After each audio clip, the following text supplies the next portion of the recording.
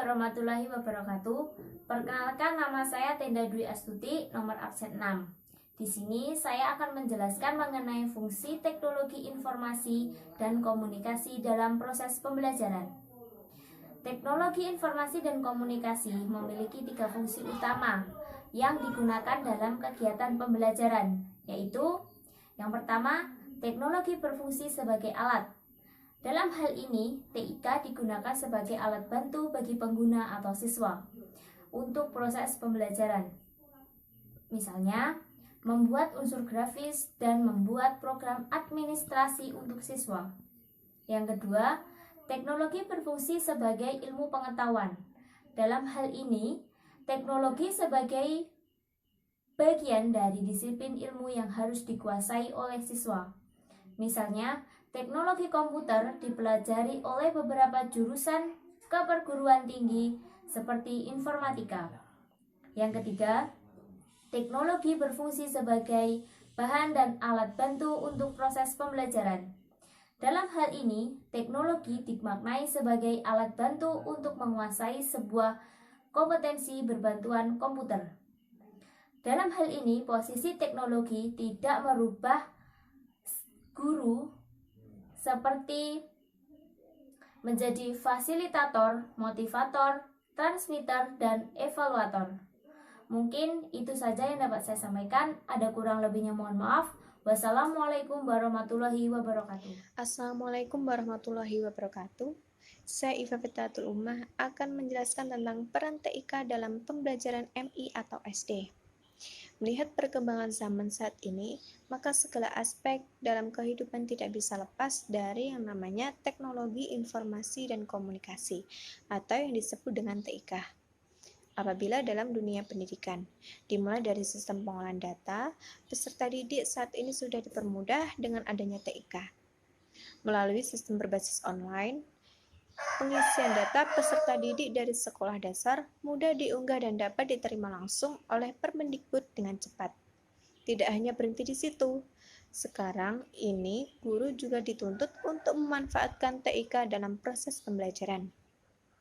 Fungsi penggunaan TIK dalam proses pembelajaran adalah sebagai alat bantu bagi siswa dalam proses pembelajaran dan alat bantu bagi guru dalam proses pembelajaran.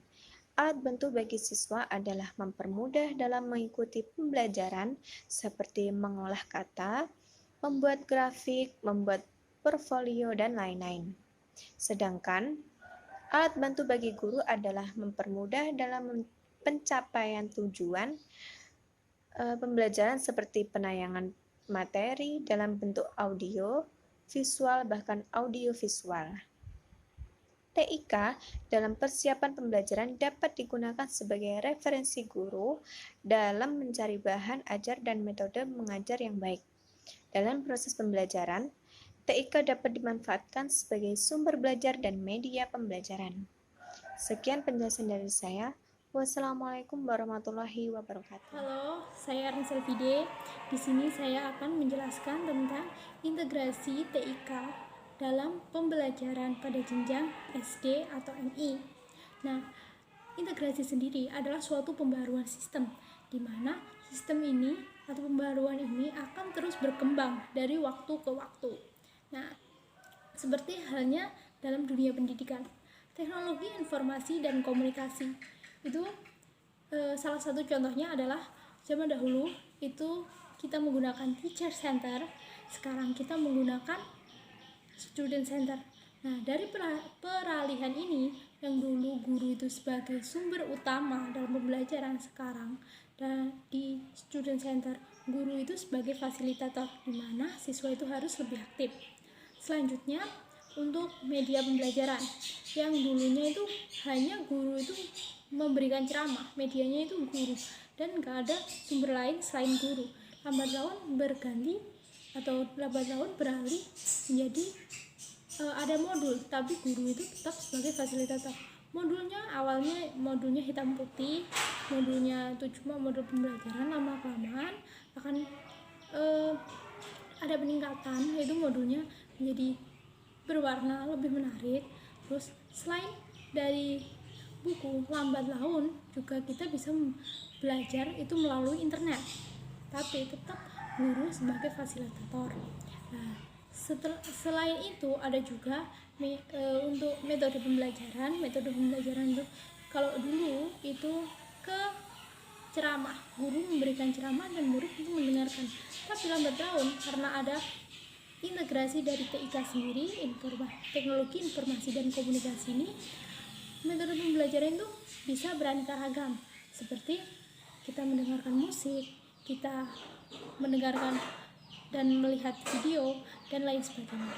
Jadi integrasi dalam TIK ini bisa dimasukkan atau bisa dipadukan dalam pendidikan, itu bisa juga dimasukkan dalam kurikulum. Sekian, terima kasih. Kenalkan, saya Fariyatun Nisa. Di sini saya akan membahas tentang hasil penelitian tentang integrasi teknologi informasi dan komunikasi dalam pembelajaran MISD. Judulnya yaitu Perkembangan Teknologi Informasi dan Komunikasi terhadap Kualitas Pembelajaran di Sekolah Dasar. Teknologi informasi dan komunikasi dibagi menjadi 3 kata, yaitu teknologi informasi dan komunikasi, yang masing-masing mempunyai pengertian tersendiri. Yang pertama yaitu teknologi. Teknologi adalah pengembangan dan pengaplikasian yang bertujuan untuk memecahkan suatu masalah. Biasanya dalam teknologi disebut dengan penemuan-penemuan baru yang bersifat membantu dalam hal teknologi. Yang kedua yaitu pengertian informasi. Informasi adalah hasil proses data untuk tujuan dan manfaat tertentu. Yang ketiga yaitu komunikasi. Komunikasi adalah proses penyampaian informasi dari pemberi kepada penerima. Informasi dan komunikasi sangat erat kaitannya dalam hal teknologi. Nah, teknologi informasi dan komunikasi mempunyai arti penemuan pengolahan data yang menghasilkan informasi yang dapat disebarluaskan dengan cepat dan memiliki masa penyimpanan lebih lama dari sistem pengolahan data lainnya. Nah, dari pengertian lain, teknologi informasi dan komunikasi adalah beragam set alat teknologi dan sumber daya yang digunakan untuk berkomunikasi dan menciptakan, menyebarkan, menyimpan, dan mengelola informasi. Nah, melihat perkembangan zaman saat ini, maka segala aspek dalam kehidupan tidak bisa lepas dengan namanya teknologi informasi dan komunikasi, apalagi dalam dunia pendidikan. Nah, dimulai dari sistem pengolahan data, peserta didik saat ini mulai dipermudah dengan adanya teknologi informasi dan komunikasi. Melalui sistem berbasis online, pengisian data peserta didik dengan mudah diunggah dapat diterima langsung oleh Pemendikbud dengan cepat. Nah, sekarang ini guru juga dituntut untuk memanfaatkan TIK dalam proses pembelajaran. Sekian penjelasan dari saya. Wassalamualaikum warahmatullahi wabarakatuh. Assalamualaikum warahmatullahi wabarakatuh. Saya Rifat Ulaidia, absen 10. Di sini saya akan melanjutkan penjelasan dari Mbak Fariyatun Nisa dengan judul hasil penelitian tentang integrasi teknologi informasi komunikasi dalam pembelajaran MISD. Baik, fungsi penggunaan teknologi informasi dan komunikasi dalam proses pembelajaran adalah sebagai alat bantu siswa dalam proses kegiatan belajar mengajar. Baik guru dan siswa memiliki fungsinya masing-masing dan tersendiri. Adapun fungsi alat bantu bagi siswa ialah siswa dapat mengikuti pembelajaran dengan baik. Dan adapun fungsi alat bantu untuk guru adalah mempermudah guru dalam mencapai tujuan pembelajaran. Teknologi informasi dan komunikasi dalam persiapan pembelajaran dapat digunakan sebagai referensi guru dalam mencari bahan ajar dan metode-metode pengajaran untuk mengajar. Teknologi informasi dan komunikasi sebagai media pembelajaran dapat berupa aplikasi yang dibuat sendiri atau unduhan dari server lain.